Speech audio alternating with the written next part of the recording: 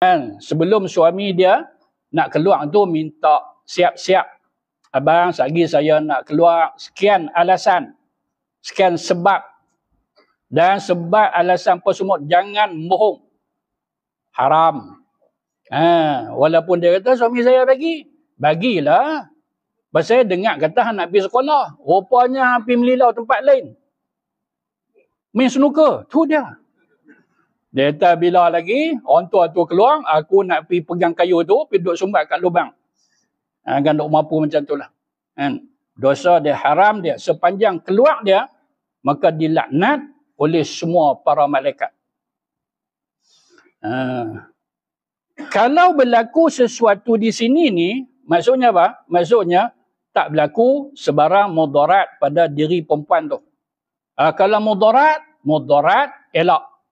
La darara wa la dirar. Sebelum suami dia nak keluar tu minta siap-siap.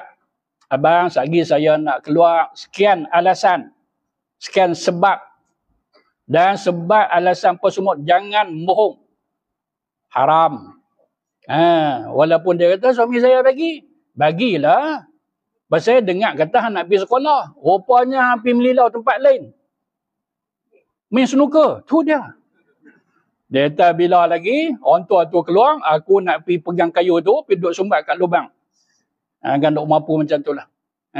Dosa dia haram dia. Sepanjang keluar dia, maka dilaknat oleh semua para malaikat. Kalau berlaku sesuatu di sini ni, maksudnya apa? Maksudnya tak berlaku sebarang mudarat pada diri perempuan tu. Kalau mudarat elak. La darara wa la dirar.